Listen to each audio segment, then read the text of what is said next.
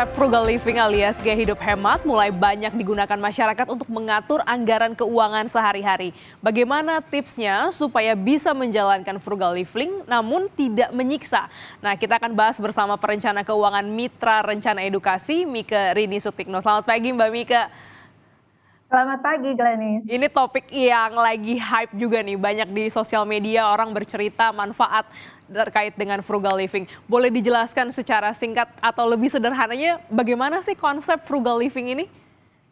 Frugal living ini adalah sebuah konsep hidup hemat. Artinya, seseorang yang menjalankan frugal living, dia itu selalu mengevaluasi berbagai pengeluarannya. Jadi ketika dia menggunakan uangnya itu dia berdasarkan kebutuhan.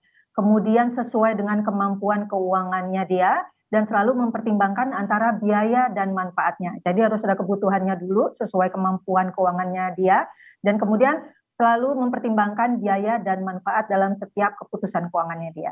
Wah, ini menarik ya. Sebenarnya positif ya untuk bisa menghemat supaya ada dana cadangan dan sewaktu-waktu nanti kita bisa gunakan lagi uangnya untuk lebih bijak. Nah, apa bedanya frugal living dengan hidup pas-pasan? Ya udah saya ngepasin aja deh keuangan saya.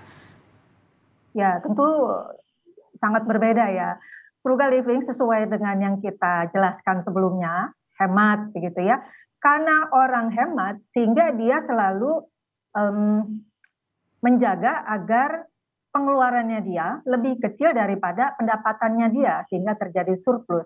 Ketika terjadi surplus maka dia punya dana lebih yang bisa dia tabung, dia bisa investasikan ya. Jadi uangnya itu selalu ada sehingga dia siap untuk hari ini, cukup untuk kebutuhan hari ini karena dia selalu menjaga kebutuhan hari ini agar tidak berlebihan dan siap juga untuk masa depan. Beda nih dengan yang pas-pasan. Kalau yang pas-pasan itu adalah orang yang biasanya cenderungnya pengeluarannya dia itu nyaris selalu sama dengan pendapatannya dia sehingga pas-pasan gitu ya. Orang yang pas-pasan itu tidak punya surplus keuangan. Ini sangat berbahaya kalau tidak punya surplus keuangan, tidak bisa menabung, tidak bisa berinvestasi, hidupnya hanya untuk hari ini saja dan tidak siap untuk masa depannya dia. Nah, ini jadi menarik ya, kita punya uang untuk di masa depan. Nah, kalau kita mau mulai konsep frugal ini bisa mulai dari mana sih? Atau bagaimana kita memaknainya untuk ini jadi motivasi kita untuk mengatur keuangan?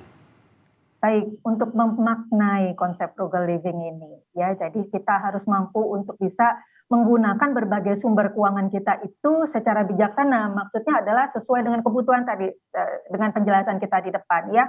Jadi memprioritaskan kebutuhan dibandingkan keinginan. Kebutuhannya ini juga yang mengarah kepada produktif. Produktif ini hasilnya nanti dari tiap perbuatan keuangan kita itu diharapkan dia bisa membuat kita lebih banyak memiliki aset, lebih banyak membantu kita untuk bisa mengembangkan aset kita agar meningkat nilainya. Kemudian juga membantu kita untuk bisa mendapatkan pendapatan lebih tinggi lagi ya. Jadi berbagai keputusan keuangan kita didorong untuk punya akibat ke sana gitu ya. Nah, kemudian juga untuk memulai konsep frugal living harus mengevaluasi berbagai pengeluaran kita. Nah, ada 4 metode yang bisa saya berikan di sini, ya.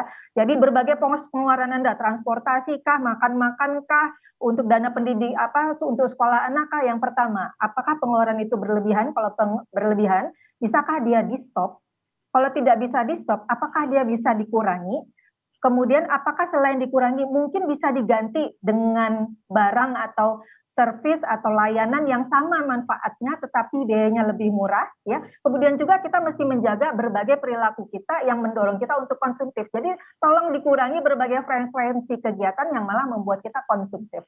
Nah, itu semua bisa dilakukan dengan kita mencatat keuangan tentu ya Mbak ya. Ini pemasukannya sekian, pengeluarannya sekian, nah ini baru mulai bisa di screening, ini yang bisa diganti, ini yang bisa di stop. Nah, bisa nggak sih konsep frugal living ini dipraktekkan untuk mereka yang masih punya cicilan? Apalagi yang masih punya cicilan, Renes, ya, harus menerapkan konsep frugal living. Karena yang namanya cicilan itu ya pasti ada bunganya dan namanya kalau sudah ada bunganya interest rate itu dia selalu berakibat atau berhubungan dengan kondisi ekonomi. Kadang interest rates-nya atau suku bunga itu bisa tinggi, bisa rendah. Nah, itu bisa mengakibatkan lonjakan daripada cicilan kita. Nah, karena itu kita harus berhemat sehingga untuk bisa mengantisipasi kondisi di mana ada penurunan dan kenaikan dari tingkat suku bunga sehingga kita tetap bisa lancar dalam membayar hutang kita ya. Nah, karena itu berbagai pengeluaran kita yang lain selain cicilan kalau udah diambil kan tetap harus bayar. Sementara pengeluaran-pengeluaran lain selain cicilan itu tetap bisa kita hemat. Nah, kalau kita sudah punya cicilan berarti stop ambil cicilan yang lain, apalagi cicilan yang sifatnya konsumtif. Hal-hal lain seperti misalnya kita mengurangi gaya hidup kita, contoh misalnya nongkrong di kafe atau kita mungkin bawa makan siang sendiri, masak sendiri di rumah, tidak selalu makan keluar, itu akan sangat membantu kita untuk berhemat. Wah, jadi memang kalau untuk yang punya cicilan ini wajib karena juga bisa kembali mengatur ibarat kata mengencangkan ikat pinggang ya. Jangan banyak jajan dulu sampai cicilannya selesai. Dan pos-pos mana saja nih Mbak Mika yang bisa ditekan? Tadi kan udah disinggung tentang gaya hidup ya, mungkin nongkrong, makan di luar, atau ada pos-pos lain yang bisa kita press supaya kita punya dana lebih untuk disimpan.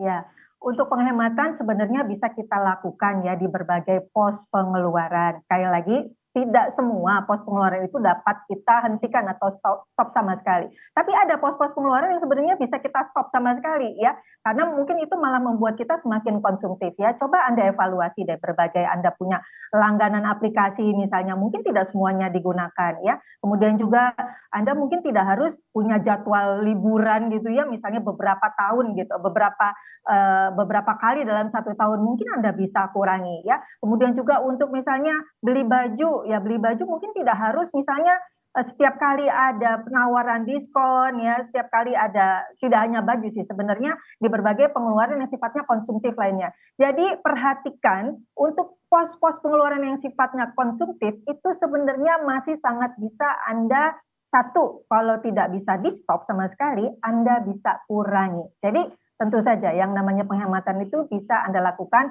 di segala pos pengeluaran. Wah, menarik sekali. Ini bisa jadi perenungan di akhir pekan ya, untuk bisa kembali mengatur keuangan. Mungkin yang sudah berkeluarga juga bisa saling diskusi bersama pasangannya untuk bisa menyimpan dana lebih banyak. Terima kasih Mbak Mika Rini Sutikno, perencana keuangan Mitra Rencana Edukasi, telah bergabung dalam Kompas Bisnis pagi hari ini. Terima kasih.